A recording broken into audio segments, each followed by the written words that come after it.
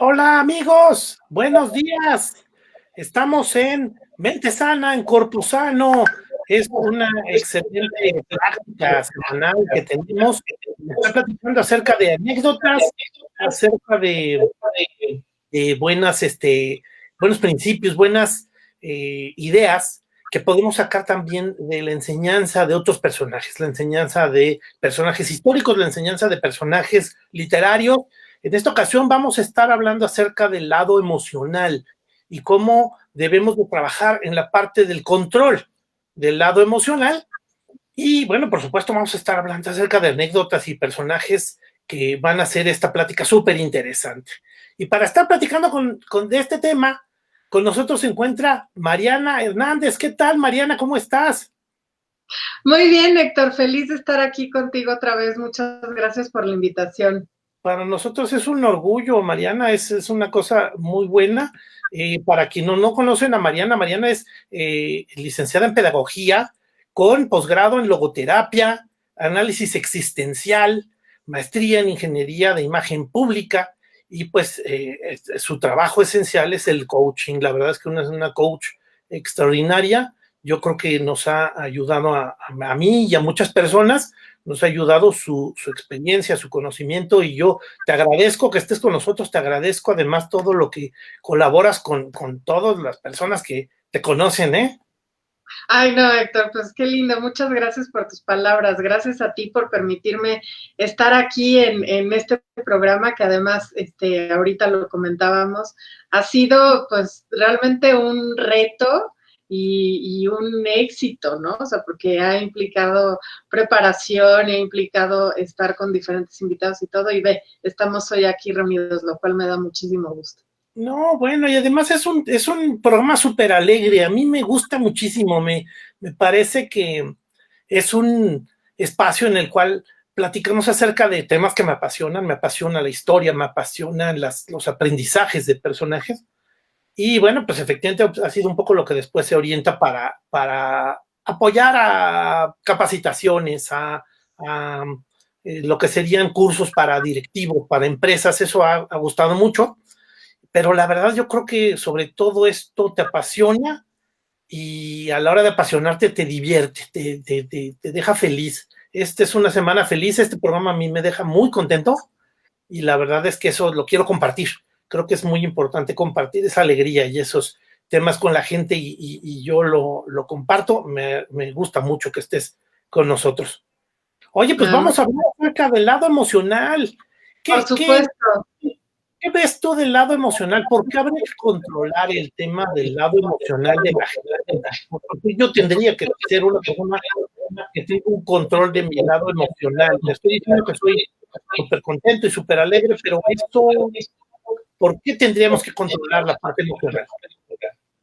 Mira que este es uno de mis temas favoritos. Me encanta hablar de lo que se entiende como inteligencia emocional o ahora hablar de dominar el lado emocional, ¿no? Y creo que es un tema súper taquillero. Porque yo te aseguro que le preguntamos a tu auditorio y muchísima gente va a decir, claro, yo quiero aprender a dominar mis emociones y quiero aprender a controlarlas. Y creo que el primer punto es justo entender que las emociones están para algo, porque puede haber dos gestiones inadecuadas y voy a empezar por el lado contrario. ¿Qué no es dominar las emociones o qué no es tener una gestión adecuada? Una es tener algo que yo llamo incontinencia emocional, que es así como un desborde total de emociones. Y un desborde de emociones puede ser, por ejemplo, alguien que tiene incontinencia verbal, que seguramente te ha pasado, a todos nos pasa, que por una emoción desbordada a lo mejor dices cosas que no deberías de haber dicho. Y entonces después viene una cruda moral o viene una cruda de vulnerabilidad también. Eso es tener incontinencia emocional, cuando no sabes dominar tus emociones y entonces yo quiero decirle a esta persona que estoy enojado y yo le voy a ir a decir y yo estoy en mi derecho de llorar y entonces hay una situación de desborde. Eso es incorrecto. Pero está el otro lado, que es el que suprime las emociones. Y entonces no quiere contactar con ellas. Es un poco como, o se le conoce como emotofobia, que es decir, fobia a sentir. Fíjate, tengo una persona conmigo que le cuesta trabajo contactar con las emociones y entonces es, no, bueno, pues me corrieron, pero ni modo que me enoje o ni modo que esté triste. No, bueno, pues mi novio se fue con otra, pero ni modo que me enoje, no podría yo estar triste. Entonces, claro que las emociones tienen una función. Si yo decido o desbordarlas, como en el primer escenario que te cuento, o suprimirlas, como en este segundo, tarde o temprano, Héctor, se convierten como en una especie de veneno.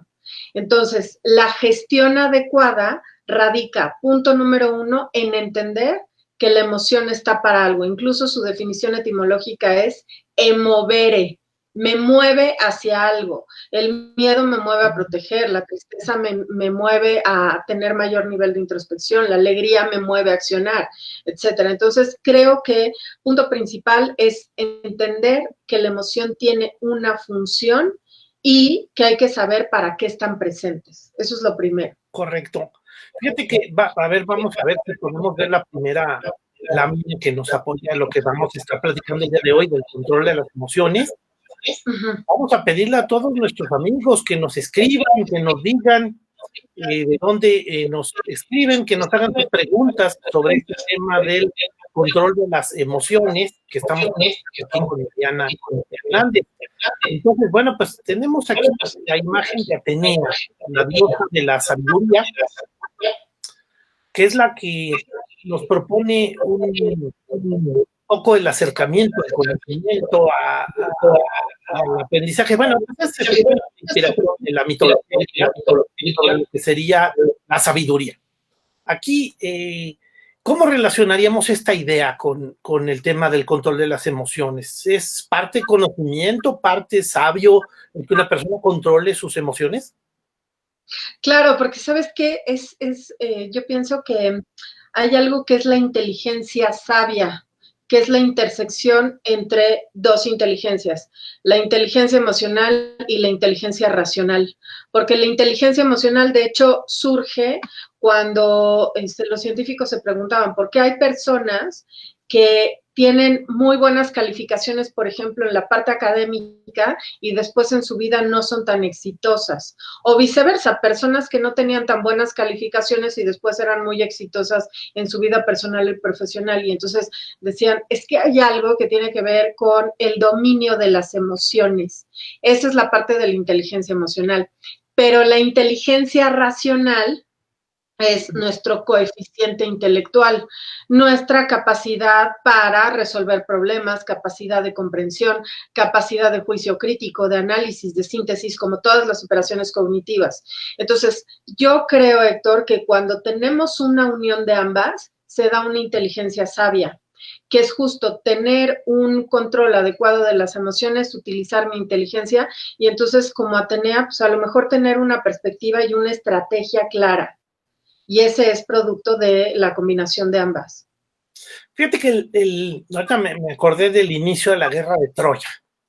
La guerra de Troya empieza cuando las diosas se presentan con un personaje que se supone que es el hombre más hermoso del mundo, que es París. Y sucede que París, de repente, pues se le aparecen las diosas. Se le aparece a Atenea ofreciéndole, yo te puedo dar toda la sabiduría, todo el conocimiento. Y al final también se le aparece a Afrodita y dice, mira, si me escoges a mí, yo te ofrezco a la mujer más bella del mundo para ti, que se enamore de ti. Y al final París decidió eso, lo que detonó la guerra.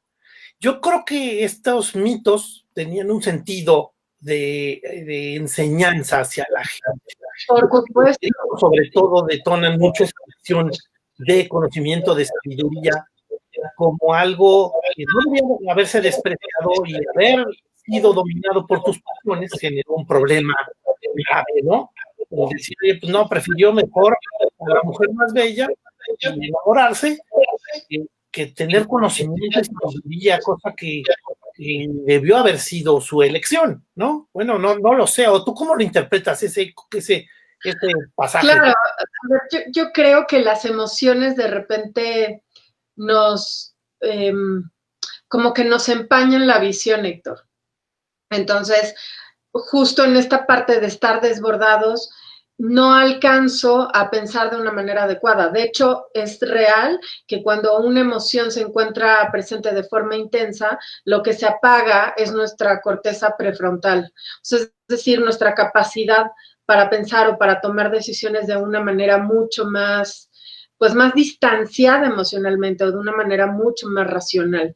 Entonces, coincido perfecto en que, pues por una emoción fuerte, a lo mejor llego a tomar una decisión incorrecta. Sí, aquí nos escribe Estrella Fugaz, muchísimas gracias por escribirnos, Estrella.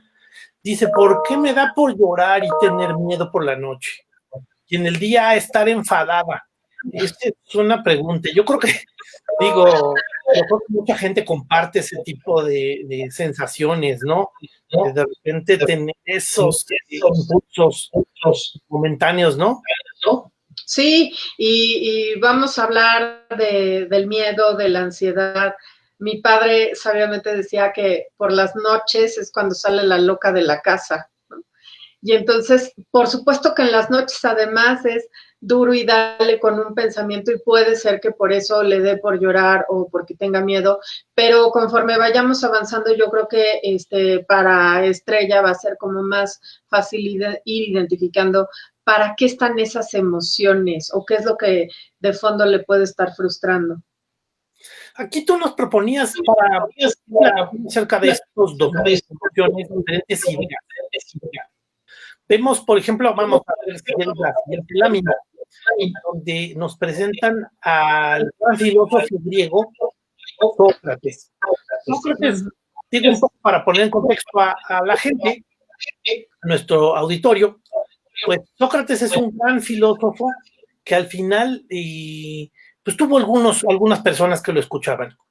Y él utilizaba una técnica que era la mayéutica, por medio de preguntas, ir encontrando verdades.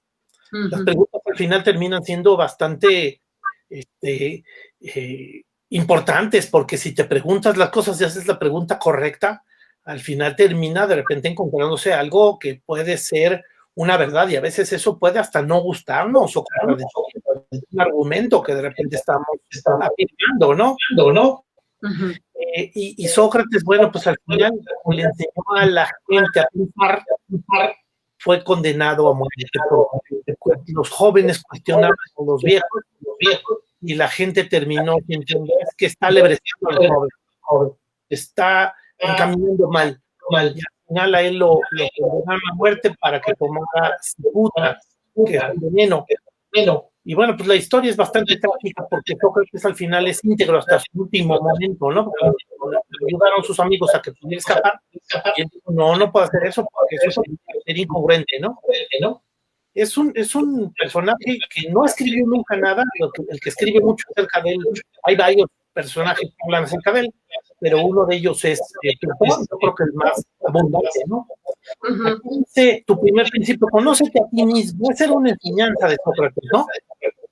Totalmente, como bien lo señalas, es a través de la mayéutica, de sabernos hacer las preguntas adecuadas y yo diría de tener un buen nivel de introspección, o sea, se dice que la introspección es el arte de escucharnos escondidas, de a ver realmente qué pasa. Y la introspección, Héctor Sartre también decía que no puede haber introspección si no hay retrospección. O sea, es como revisar qué fue lo que pasó, a mí qué me genera, y ahorita decías algo muy importante que es hacernos las preguntas adecuadas. Las preguntas son a la mente lo que las llaves del motor son para un coche. O sea, es decir, si yo hago una pregunta realmente buena, entonces puedo encontrar una respuesta mucho más acertada. El problema no es las respuestas que buscamos, sino más bien las preguntas que nos hacemos. Y cuando yo hablo de esta parte de conócete a ti mismo, es conócete a ti mismo antes de que sea demasiado tarde, porque en la medida en que uno se conoce a sí mismo, te puedes llegar a controlar mejor y si te controlas mejor, entonces te relacionas mejor. Por eso es que yo sugería este primer principio como conocernos a nosotros mismos. Y en concreto, ¿qué significa? Cuando ocurre un evento en donde nos sentimos con una emoción muy intensa, por ejemplo, el enojo, que vamos a hablar de ella, pero es preguntarme, ¿qué me pasa a mí exactamente con esto? ¿Qué es lo que me está enojando tanto?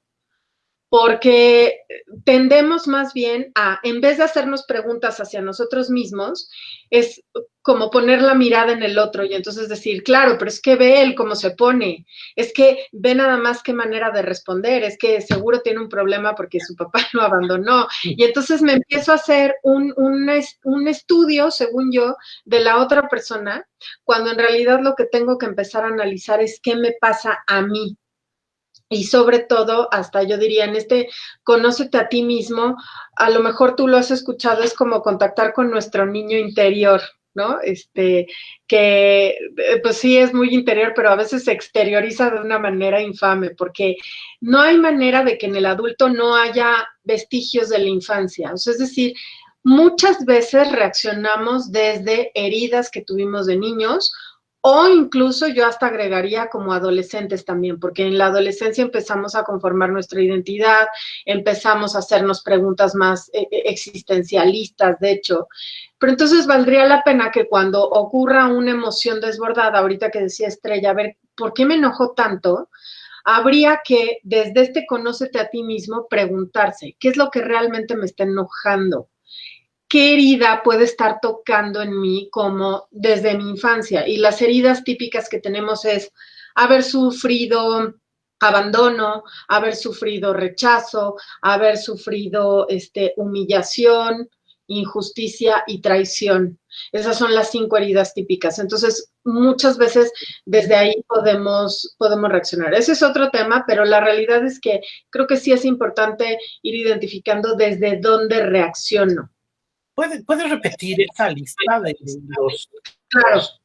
puntos? Las 5 heridas, las típicas, son que de niño haya sufrido abandono, que haya sufrido rechazo, traición, humillación o injusticia. Esas son las típicas. Entonces, por ejemplo, como adulto es que no es justo que me hable de esa manera, ¿no? Cuando seguramente esto viene desde muy pequeño que percibiste algo como injusticia. Pero además, Héctor, la realidad es que uno va teniendo como, esas son mis heridas, pero voy creando algunas máscaras. O sea, por ejemplo, alguien que tuvo una herida de abandono se vuelve como más dependiente, porque necesita saber que el otro va a estar ahí presente.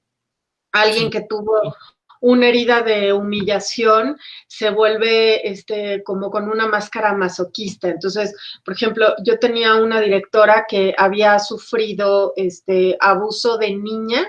Abuso me refiero a su padre la maltrataba, había muchas heridas físicas, etcétera. Y cuando encontraba en el jefe, porque además se convierte en la figura paterna, que el jefe la regañaba o le decía algo, entonces reaccionaba justo como con esta impotencia y con no puedo hacer nada, porque eso es lo que le ocurre al masoquista, se convierte un poco como en víctima. Entonces, Ajá. de ahí que yo insista en conocernos a nosotros mismos, saber desde dónde provienen también muchas de estas emociones. Oye, ¿tú considerarías que parte de ese conocerte a ti mismo es de repente encontrar cuáles son las emociones que te dominan? Ejemplo, yo creo que en alguna etapa de mi vida me costaba mucho trabajo parar un pum, me daba miedo. Me daba miedo, Uh-huh. y al final creo que eso que tú dices, oye, conócete a ti mismo, es efectivamente identificar ese problema, ¿no? Decir, oye, sí estoy teniendo un problema de miedo, y el miedo me está dominando, y yo tenía cosas importantes que decir, y no las digo porque de repente me domina el miedo. No sé tú cómo interpretas ese comentario. Totalmente de acuerdo contigo. Es en la medida en que yo tengo identificada la emoción, es más fácil darle un tratamiento, doctor. O sea, por eso hasta se dice, en la medida del diagnóstico es el tratamiento. Si yo no sé ni siquiera qué me pasa, Entonces me convierto como en una especie de analfabeta emocional. Ah, es que me siento rara, es que me siento chipil, pero es que eso no es ninguna emoción. Y al no ser ninguna emoción, no le puedo dar un tratamiento. Por ejemplo, la envidia. La envidia es una emoción que no aceptamos. Y tan no aceptamos que tenemos que salir con esto de, ay, pero te tengo envidia de la buena, ¿no? Cuando eso es una vil mentira. Entonces, si yo aceptara que como ser humano, además, yo tenía una terapeuta que me decía, acuérdate, Mariana, que eres humanita, humanita. O sea, es decir, vas a pasar por todas las emociones, aunque digas que no, porque no es que sean emociones malas o emociones buenas, sino que están para algo. Pero, por ejemplo, la envidia es, si siento envidia y apelo a conócete a ti mismo, es, ¿qué tiene la otra persona que yo no tengo que me está generando esa envidia? Yo, no es, no, claro, pero pues esta mujer tiene ese puesto porque seguramente hizo algo más. Le estoy analizando a ella, no me estoy analizando a mí, ¿no? Sí, Entonces, creo que lo que mencionas es un punto crucial en identificar primero que nada cuál es la emoción que nos gobierna para entonces poderle dar un tratamiento adecuado. correcto, correcto, por supuesto. Oye, pues vamos a pasar, si quieres, a la siguiente idea. La Sí, primera idea sería conócete a ti mismo. Y eso implica ajá. conocer las emociones y de repente saber eso cómo nos impacta, ¿no? Bueno, fíjate, aquí también hay un curso que se está organizando. Va a empezar el 21 de enero a las 19 horas. Ahí faltó poner el horario.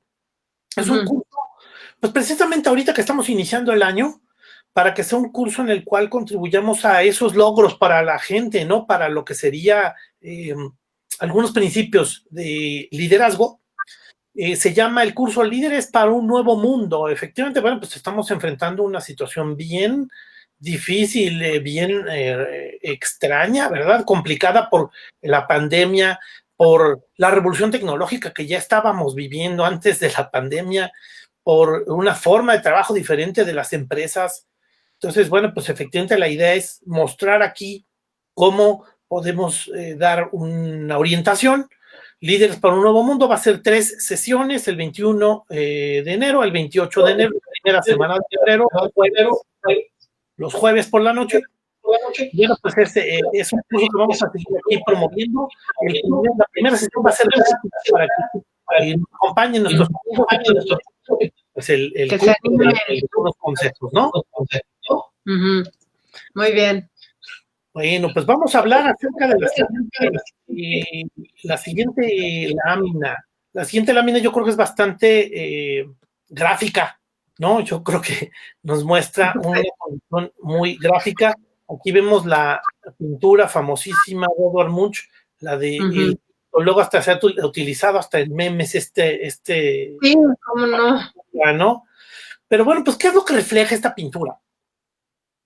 Esta pintura, por supuesto, habla tal cual de la angustia, incluso hasta como de una crisis existencial, yo me atrevería a decirlo, pero creo que escogí el tema de la ansiedad porque además, justo ahorita que decías de la pandemia, pues es una emoción que ha estado presente. ¿Y por qué ha estado presente? Porque la ansiedad, su núcleo principal es que es un exceso de futuro. ¿Cuántos de aquí hemos pensado en qué va a pasar? ¿Qué va a pasar con mi trabajo? ¿Qué va a pasar con mi familia? ¿Qué va a pasar si me enfermo? Y eso es, por supuesto, ligado a la angustia. Hasta se dice, pienso, luego me estreso. O sea, es porque además nace de eso, Héctor, de estar rumiando y rumiando y rumiando, pensando y pensando, retomando un poco lo que nos compartía Estrella. Yo estoy casi segura que en las noches es esto de seguirle dando vueltas a las cosas, pero fíjate que yo quisiera hablar y distinguir de que hay dos tipos de angustias. Una angustia que es normal y una angustia que es neurotizada. Y hay un filósofo que a mí me gusta mucho que es Kierkegaard y dice que la angustia es realmente el vértigo de la libertad. O sea, no hay forma de que no sientas angustia porque también estás haciendo valer tu libertad. Esa es una angustia normal. Y también es claro que es aventurarnos nos va a causar ansiedad. Pero si no nos aventuráramos, Héctor, entonces nos perderíamos a nosotros mismos. O sea, es una realidad que hay una angustia que nace de la libertad y que nace también de la posibilidad de crecimiento. Y está la otra, por supuesto, la angustia neurotizada, que la angustia neurotizada es cuando ni siquiera he permitido que la angustia normal aflore. ¿Y qué significaría la angustia normal, por ejemplo, o la ansiedad normal? Hace poco una persona me decía, oye, me acaban de ofrecer un trabajo, pero estoy súper angustiado, me da mucho nervio, es un trabajo diferente para mí, pero caray, en medio de todo esto que está pasando, en vez de sentir angustia, debería de sentir agradecimiento, porque no hay trabajo y ¿por qué yo me estoy sintiendo angustiado? Y entonces pelear con las emociones es claro que debes estar angustiado, por supuesto, porque es algo novedoso para ti, porque justo estás ejerciendo la libertad de aceptar ese trabajo, porque no lo conoces, porque es natural, hay una angustia que es natural. La angustia que ya es neurótica es, por ejemplo, también regresando al tema de la pandemia, cuando uno quiere estarse informando todo el tiempo de lo que ocurre.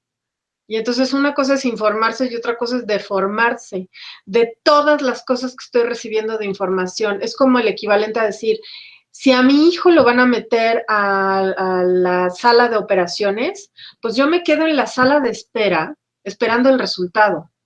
Pero el equivalente a estar informado todo el tiempo sería, no, yo quiero estar adentro de la sala de operaciones y quiero saber si le baja la presión y quiero saber si de repente hay algún momento en donde la anestesia no funciona. O sea, imagínate la tortura. Es eso, es el equivalente de querer estar informado todo el tiempo provoca este nivel de angustia. ¿Cómo puedo tener una angustia sana? Muy fácil, y yo daría 2 tips. Una, piensa posibilidad versus probabilidad. Es decir, una persona una vez me decía en terapia, oye, ¿será posible que mi esposo deje de quererme alguna vez? Pues sí, sí es posible. No, ¿cómo? Pues sí, sí es posible. Pero ¿qué tan probable es? A ver, platícame del último año, ¿qué ha pasado? Entonces, oye, ¿es posible que me corran? Sí, sí es posible. Pero es probable, quién sabe, igual ya es diferente. Entonces, distinguir entre posibilidad y probabilidad, y la otra sería como el hecho de darte oportunidad, y esto a lo mejor va a sonar muy extraño, pero darte oportunidad de sí sentir temor. O sea, si yo estoy diciendo, no quiero sentirlo, no quiero sentirlo, no quiero sentirlo, ¿qué crees que va a pasar? Lo vas a sentir. Entonces, hasta como decir, a ver, 5 minutos contigo, Héctor, quiero platicar de mis principales miedos. Me da miedo quedarme sin trabajo, me da miedo enfermarme, me da miedo, porque también se necesita una especie de desahogo emocional. No sé cómo lo escuches. No, a mí me suena, mira, particularmente creo que este es un año de mucha angustia, este periodo que hemos estado pasando, que si me voy a enfermar, que si salgo y voy a volver, no siquiera lo disfruto, ¿no? Eh, quiero de repente salir a dar un día en el carro, sin salir, ¿no? Y estás angustiado de a ver qué lugar voy a estar pasando, veo la calle, ¿no? ¿no? Me angustia, por ejemplo, efectivamente, quedar sin mi trabajo, y me imagino que la gente de verdad no vamos a entrar en un periodo de desempleo, pues notoriamente el tema es de mucho más angustia, ¿no? Entonces, al final, estos escenarios, por supuesto, que son angustiantes. Me gustó mucho lo que dijiste ahorita, lo de Kierkegaard, ¿no? El vértigo de la libertad. O sea, sí hay un nivel de angustia, ese nivel de angustia normal, está sano, pero no podemos neurosis, ¿no? Hay que identificar cuando esa angustia se vuelve un problema, ¿no? Exacto, y que es en esta distinción de, claro que tengo angustia porque estoy ejerciendo mi libertad, o cuando ya estoy, sobre todo en esta parte de rumiar demasiado los pensamientos, porque además está comprobado, no recuerdo ahorita los porcentajes, Héctor, pero es así de todas las cosas que creo que van a pasar, se cumplen el 6%. Y lo mejor del caso es que cuando se cumplen, es así de, creo que me la esperaba peor de lo que fue.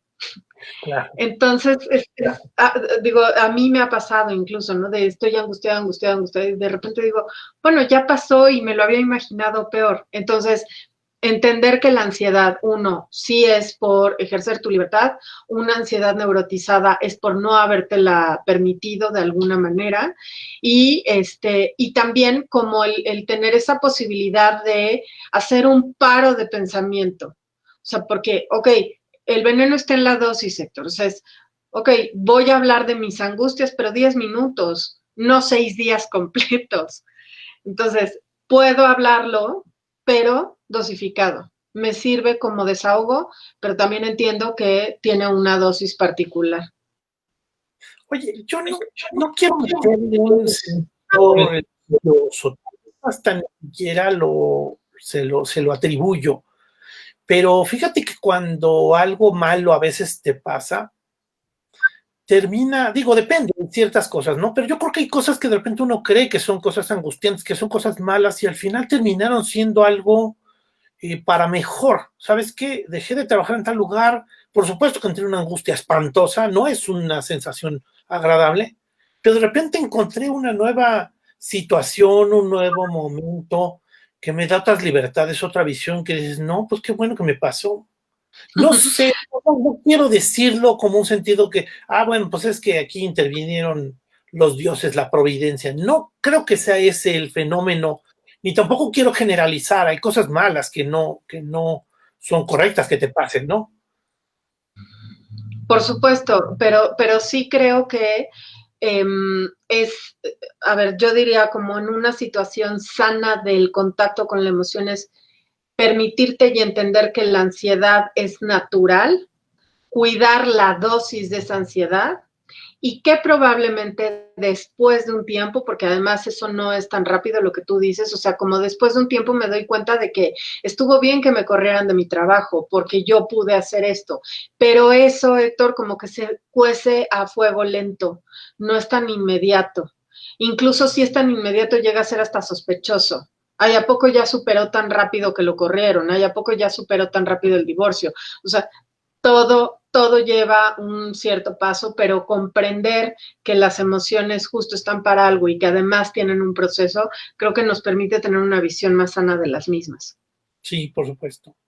Interesante, interesante esa reflexión, ¿eh? La verdad como que te deja muy reflexivo, ¿no? Me da gusto que estemos platicando de este tipo de ideas. Y bueno, pues coméntenos, amigos, díganos cuáles son sus visiones sobre estas ideas acerca del manejo de la angustia, qué es lo que consideran ustedes como tal vez un fenómeno normal o una angustia que de repente no puede ser superada, cómo podríamos estar ahí participando de esa idea y ver qué podemos sacar como consecuencias, como conclusiones. Fíjate que, bueno, pues vamos a ver si quieres la siguiente idea.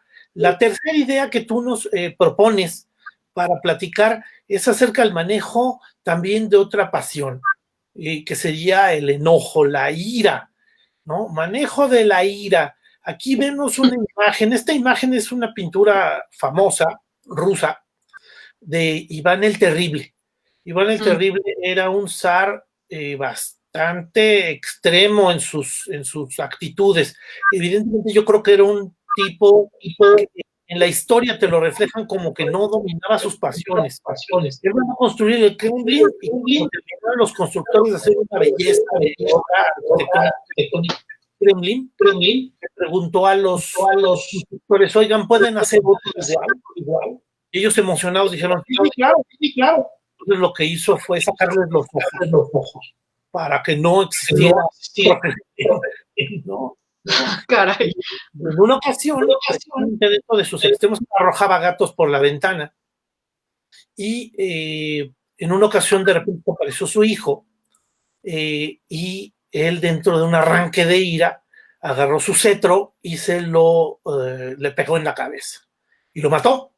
Por supuesto, aquí la imagen es precisamente de esa escena en donde él está extremo de angustia ya, precisamente por las consecuencias de haber matado a su hijo y lo está tomando entre los brazos y le han de haber pasado muchísimas cosas, lo terrible de lo quieren dejar en esta pintura.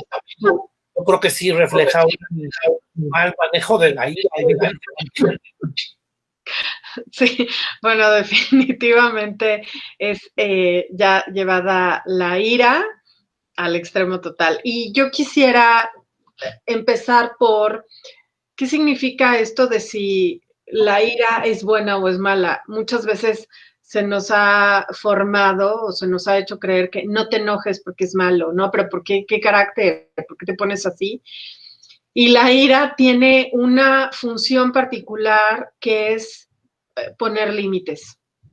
Nada más que hay que aprender a ponerlos. O sea, no significa nada más yo voy a hacer valer un derecho, voy a poner un límite, porque el otro también está en su derecho de hacer exactamente lo mismo. Entonces, cuando yo hablo de la ira, Héctor, es también entender que si no la expreso, se convierte en rencor. Pero si la expreso de forma desmedida, se convierte en agresión o en hostilidad. Entonces, desde aquí hablamos de una persona que prefiere no expresar la ira, se convierte en una persona pasiva. Una persona que la expresa de forma, como hablábamos del principio, como incontinente emocional, entonces se convierte en una persona agresiva. El chiste también sería llegar al punto límite o al punto intermedio, que es ser asertivo. ¿Qué provoca la ira? Muchos factores, pero hay dos que a mí me parece que son particulares, que es tener ciertos sesgos mentales, porque además es un hecho que todas las emociones proceden de nuestros pensamientos, no van desligadas, o sea, es hasta dime qué piensas y te diré qué sientes. Entonces, cuando yo hablo del primer principio, que es conócete a ti mismo, es conocer nuestros pensamientos, pensar sobre lo que pensamos. Y hablando de la ira, dos pensamientos que son equivocados, que se les conoce como el sesgo de reciprocidad y el sesgo de superioridad. Entonces, por ejemplo, en el trabajo, yo me enojo con alguien porque ¿cómo es posible que fulanita no haya entregado la información de una manera adecuada? Yo jamás en mi vida le entregaría como ella le entregó. ¿Qué le pasa? Y entonces desde ahí ya viene la ira, ¿no? Ese es un sesgo de superioridad, porque estoy creyendo que yo hago mejor las cosas que el otro. Sesgo de reciprocidad sería, es que si yo lo he defendido tantas veces en la junta, ¿por qué él no me defiende?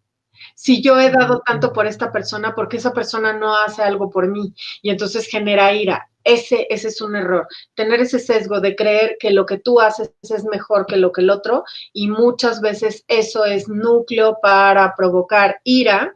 O también el hecho de creer que porque yo lo hago, el otro está en deuda conmigo eterna de demostrarme lo mismo que yo le demostré.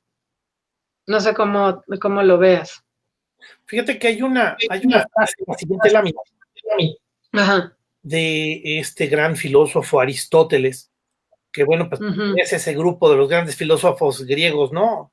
Sócrates, Platón y Aristóteles, en donde dan toda la enseñanza occidental de la filosofía. Habría que agregar tal vez aquí a los estoicos, evidentemente, que yo creo que es más orientado a lo que tú platicas sobre la idea de los estoicos, que al final yo creo que es una herencia cultural muy importante.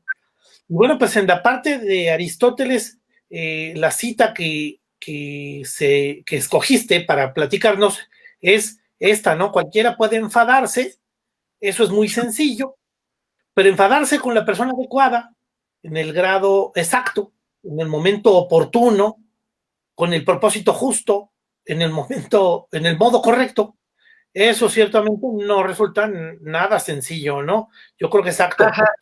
Eso de que, oye, me quiero enojar, pero además me quiero enojar en el momento correcto. Me debía haber enojado en tal momento y no me enojé. Yo creo que un poco esa es una situación tal vez menos visible, el que no me enojé cuando debía haberme enojado. Ándale. Yo creo que es un defecto, ¿no? Es un defecto de que al final lo que dices tú termina en represión, ¿no? Sí, termina en rencor o como no me enojé en el momento en el que me tenía enojado, que me tenía que haber enojado, como dice Aristóteles, con la persona adecuada, en el momento adecuado, en el lugar adecuado, con la intensidad. Pero como no me enojé, entonces me lo guardo y o exploto o imploto después.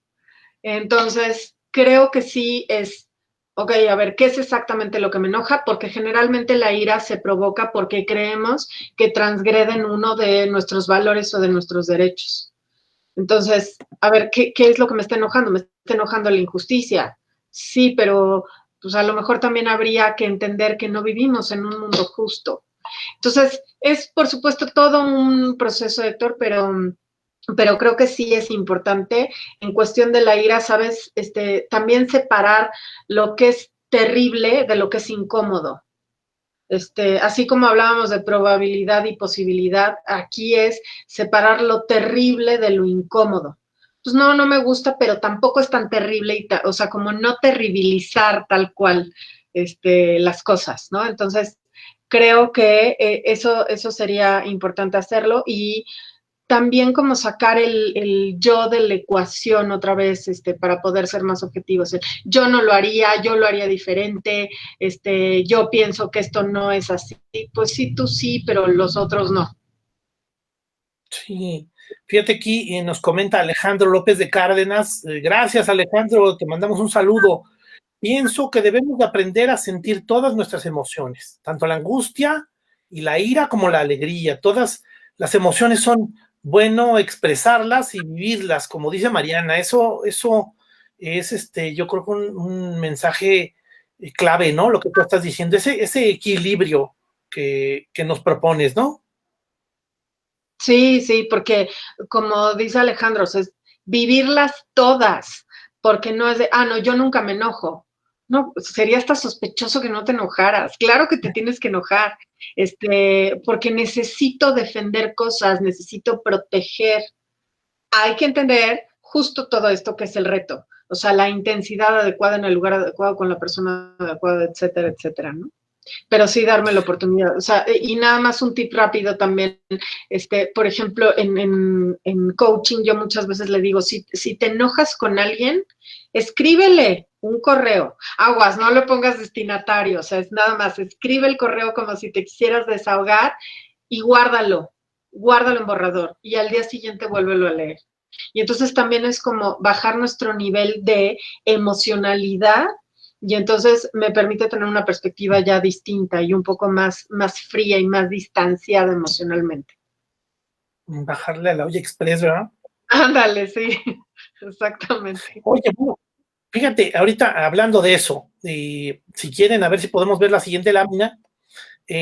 Hablando de eso, bueno, pues por ejemplo tenemos el gran ejemplo, pues yo creo de un momento histórico que estamos viviendo, el presidente de Estados Unidos, Donald Trump. Ándale. Obviamente creo que no logró controlar sus emociones. Y bueno, pues efectivamente esto detonó un problema que vamos a estar platicando el día de hoy. Amigos, para que nos acompañen en el programa Triálogos a las 7 de la noche aquí en la revista Cuerpo Sano, vamos a hablar acerca de ese problema que fueron las redes sociales, la censura o el impacto histórico que de repente han reflejado. Bueno, pues lo vamos a estar platicando el día de hoy en Triálogos. Y bueno, pues sale muy a cuento precisamente con el caso de Donald Trump, que yo creo que es precisamente un tema muy relacionado con el tema de las emociones, ¿no? No creo que es el único elemento, por supuesto juegan muchos temas políticos, sociales, ideológicos en Estados Unidos, pero yo creo que notablemente las emociones tuvieron una carga muy fuerte en este fenómeno que pasó y que sigue pasando ahorita, ¿no? Y ahorita que decías, no logró controlar sus emociones, es que yo creo que nunca logró controlarlas, o sea, nunca las ha gestionado adecuadamente, pero fíjate que también ese fue un factor de coincidencia con el auditorio. Supo identificar perfectamente la emoción del enojo y utilizarla dentro de su campaña política. Y entonces los que estaban enojados se unieron a esa ideología. Sí, o sea, tuvo sus ambivalencias. Por un lado, Sí, su propio control de las emociones, pero por el otro lado, su manejo político de las emociones de su público, ¿no? Es claro, interesante, claro. interesante la reflexión. Oye, vemos aquí la idea número 4. el tema de empatía y nos pones aquí la imagen de Antoine Chekhov. ¿Ahí qué nos podría platicar acerca de esta idea? Mira, Antoine Chekhov, me gustó elegirlo en esta parte de la empatía porque él tuvo un padre abusador total, alcohólico, lo maltrataba, de verdad era un padre pues, hostil, soez, etcétera. Y entonces Antoine Chekhov, cuando empieza a escribir sus novelas, decía, es que tengo que entender por qué mi papá es como es. Y me parece que lo quise poner como ejemplo porque llegar a esos niveles de empatía, Héctor, yo creo que además ya es una empatía de doctorado, ¿no? O sea, porque además se nos habla mucho de tener empatía todo el tiempo con los demás. Y a ver, yo creo que la empatía es un poco también como el colesterol. Hay empatía de la buena y hay empatía de la mala, porque hay cosas que no necesariamente yo todo el tiempo tengo que estar entendiendo qué le pasa a los otros. O sea, es decir, si alguien de mi equipo todos los días llega tarde, no tendría por qué tener la empatía de, ay, pobrecito, es que no escucho el despertador. O sea, hay cosas que ya son obligaciones, hay cosas que son deberes, pero llegar a este nivel de decir, mi padre que me ha maltratado tanto tiempo, quiero entender desde dónde o por qué es que él es así. Y entonces yo ahí lo que llamo es como bajar un poco el nivel del agua del iceberg neurótico del otro. Es decir, yo estoy viendo esa punta del iceberg, por qué la persona se comporta como se comporta, pero si yo hiciera un ejercicio de, a ver, él qué aprendió, desde dónde lo entiende así, por qué actúa de esta manera, etcétera, creo que me daría un enfoque diferente. E insisto, creo que el ejercicio de Antoine Chekhov es como el ejercicio máximo en empatía, siendo tu padre, buscando la manera como de perdonarlo, verlo como un personaje de una historia y armar un personaje tal cual que pudo haber pasado en mi padre para que actuara de esa manera. Y también dice, hay que ver a las personas como si fueran un país por descubrir. Es como no nada más decir esto está bien o está mal, a ver, ¿por qué esta persona tiene esta forma de actuar? Y creo que es lograr una empatía como mucho más, más sana y que nos permite a lo mejor también controlar la angustia y controlar la ansiedad y controlar la tristeza hacia otras personas, etcétera. Entender un poco que el ser humano es un ser social, ¿no? Es, es precisamente nuestra forma como hemos avanzado y como seguimos creciendo, porque al final, pues sí, el crecimiento intelectual hasta se lo debemos a otras personas, ¿no? El pasado tal vez, con libros y con enseñanzas, ¿no? Claro, claro, como decía Tolstoy, también no puedo creer la gente que no le gusta leer cuando tiene la oportunidad de platicar con las mentes de todo el mundo y de todas las épocas, ¿no? Entonces, y eso ayuda también a generar empatía. Claro, y la dificultad ahora de este contacto humano, yo creo que va a traer muchas dificultades tan pronto ya se normaliza, ¿no? Precisamente de gente que se volvió solitaria, ¿no? A veces entrando en una especie como de sociopatía, y yo estaba ya más a gusto en mi casa porque me sentía protegido, y regresar a la Claro. gente va a ser algo difícil, ¿no? Y sabes qué, Héctor, que lo mejor del caso es que creo que verdaderamente la solución para que salgamos adelante entre todos, económicamente hablando, emocionalmente hablando, va a ser conectar con los demás, no va a haber de otra. Entonces, desde donde uno pueda, desde su pasión, ahorita que hablabas de la pasión de hacer esto que haces, desde la enseñanza, desde el compartir, desde donde cada uno de nosotros podamos hacerlo. Sí, por supuesto. Oye, bueno, pasamos al último punto, a la quinta idea que platicaríamos el día de hoy. La parte de perspectiva y sentido del humor. Aquí la imagen es de este gran personaje, este maravilloso personaje que yo creo que nos enseña muchísimo, ¿no? Es Víctor Frank, precisamente con esa vivencia que tuvo y que nos comparte en su libro de El hombre en busca de sentido. Qué vivencias más terribles, cosas verdaderamente sorprendentes. Yo creo que como documento histórico es valiosísimo, Por se acerca supuesto. mucho a las vivencias en los campos de concentración, pero sobre todo también en el nivel psicológico, yo creo que es la otra visión evidentemente valiosa del libro, ¿no? De la enseñanza de Víctor Frank, y el que todo lo que te rodea no te define, ¿no? Exacto, no es que el agente externo defina como tu mundo interno. Y bueno, ¿qué te puedo yo decir en relación a Víctor Frank? Pues por él fue que decidí estudiar logoterapia y evidentemente la experiencia que él nos comparte es de demostrarnos de qué estamos hechos los seres humanos. Hay mucho sufrimiento, pero es la posibilidad y por eso es la perspectiva en el manejo de las emociones, de la perspectiva que puedo darle a una situación incómoda, como lo hablábamos hace rato, difícil, pero el ser humano tiene esa posibilidad. Este perspectivismo que nace desde el filósofo Spinoza, que decía, hay que encontrar lo bueno de lo malo, pero también lo malo de lo bueno. Y entonces es una manera como de ir entrenando nuestra mente a tener visiones diferentes.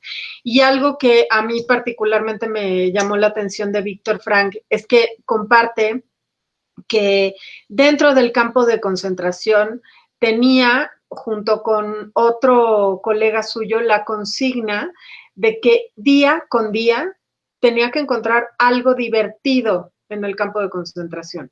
Imagínate la tarea, Héctor. ¿Cómo encuentras algo divertido diario en un campo de concentración? Y entonces era darle fuerza a su sentido del humor. Y hasta después se le tituló como el escudo de plástico. Es decir, es mi escudo que me permite de alguna manera afrontar esta situación, porque hay una definición que me encanta que es el sentido del humor es el amigo bien intencionado del ya angustiado.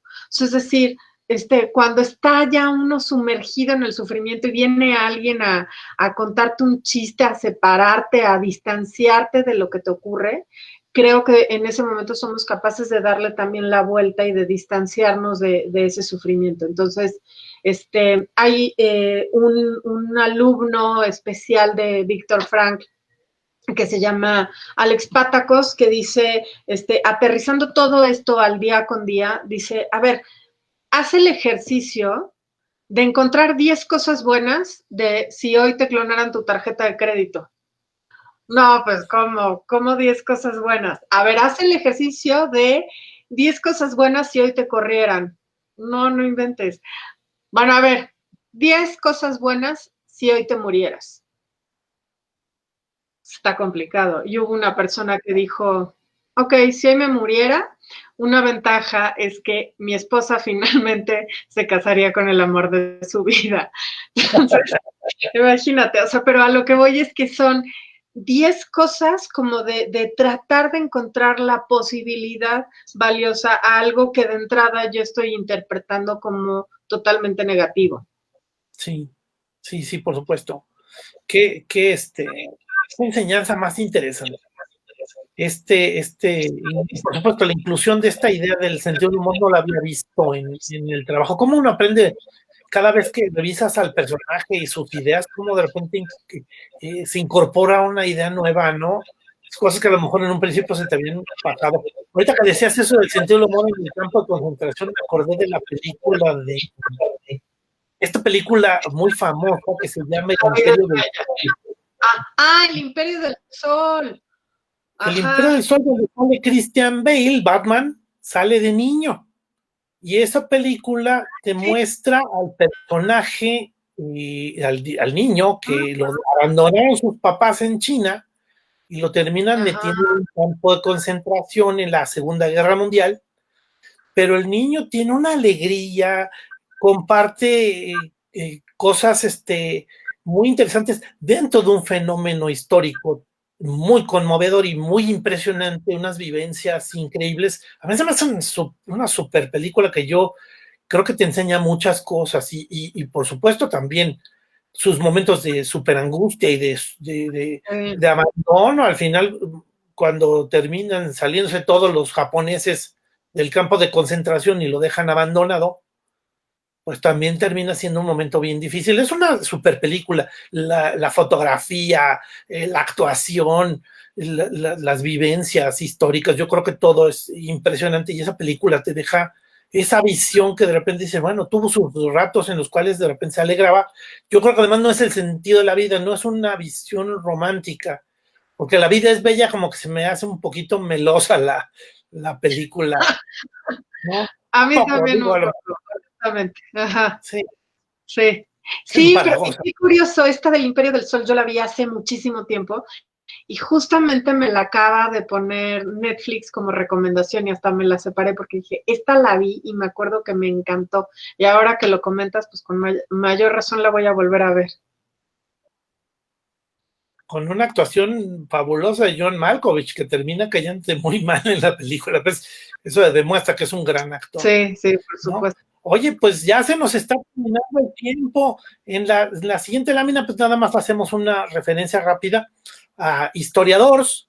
En la página de Historiadores de YouTube, pues estamos publicando estos videos, estamos publicando también documentales, cápsulas de historia, pues para compartirles ideas, visiones de liderazgo, de enseñanzas personales y tal vez hasta temas de cultura o aprendizaje que además pretenden ser divertidos. Y esta es un poco la visión también de este programa que vamos, pues yo creo que ha sido muy valioso para mucha gente, ¿no?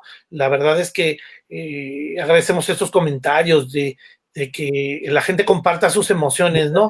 No creo que sea fácil. Entonces lloro en el momento que tengo Sí, que compartir emociones y a veces me retraigo, ¿no? Yo creo que hay que agradecer a la gente que pues estas visiones. Al final, pues, ya nada más despedirnos, ya se nos acabó el tiempo, qué tiránico es el tiempo. sí. ¿Cuáles serían tus ideas finales? No sé si quieran ver la siguiente lámina, que yo creo que nos refleja un poco esta situación. Aquí vemos un cerebro humano, una radiografía, y pues todos los emojis que tenemos, ¿no? Genial. Ajá, me encantó. Yo creo que concluiría, Héctor, nada más diciendo, uno, que erosionemos el pensamiento de que no podemos controlar nuestras emociones porque decimos, no, pero es que yo no puedo controlar que me enoje porque él me hace enojar. No, la realidad es que yo soy el que decide enojarse. Que nos demos tiempo también para reaccionar, creo que es importante. Cuando te sientas muy enojado, cuando te sientes, sobre todo enojado, es como decir, ¿sabes qué? Mejor ahorita no hablamos para que no haya esta situación de la incontinencia emocional que mencioné en un principio. No pensar en términos de blancos y negros. La vida tiene una gama de grises y pensar en blancos y negros o en los absolutos es campo fértil para la patología. Entonces, mejor demos la oportunidad como hay diferentes posibilidades y no confundir necesidades con deseos. O sea, cuando me enojo porque es que necesito que me manden la información, pues a lo mejor deseas que te manden la información, pero es diferente, ¿no? Sí, por supuesto. Necesito ahorita la última pantalla plana de 70 pulgadas. Sí, claro. ¿No? Eso ya es un deseo, por supuesto. Sí. Oye, pues mira aquí el último comentario, Alejandro López, muchísimas gracias por tu comentario. Muy buen programa el día de hoy. Me llevo varias cosas para reflexionar y aplicar en mi vida. Muchas felicidades. Muchísimas gracias, Alejandro. Te agradecemos el Gracias, comentario. En verdad es algo muy motivador que nos escriban y que nos comenten estas ideas. Oye, Mariana, pues muchísimas gracias por este programa, por estas enseñanzas. Queremos que vengas otra vez aquí con yo nosotros a encantada. ver estos Yo temas encantada. también. Aquellas personas que quieran coaching, que quieran crecimiento profesional, que quieran crecimiento personal. Creo que Mariana tiene una serie de contribuciones que pudieran ayudarnos. Y bueno, pues también para ofrecer esto, no sé, Mariana, ¿tú cómo lo ves? Sí, por supuesto, que me escriban. Me pueden encontrar en iconlead, es iconlead.com.mx, bueno, www.iconlead.com.mx, y con muchísimo gusto ahí me pueden contactar por Facebook, Twitter o lo que sea necesario. Y Héctor, muchísimas gracias por la invitación. Un gusto platicar contigo, como siempre. Gracias, Mariana, muchísimas gracias a todos, Alejandra, Estrella, muchísimas gracias a Alma, nuestra productora, que nos ayuda Gracias, muchísimo, Alma. muchísimo todo. También a todo el mundo desearle un feliz 2021, que ya lo dijimos la semana pasada, pero yo creo que enero es el mes en las felicitaciones. Y pues despedimos. Gracias a todos por ver Mente Sana en Corpo Sano. Gracias a la revista Corpo Sano y pues nos vemos la próxima semana, martes a las 12. Hasta luego. Gracias a todos.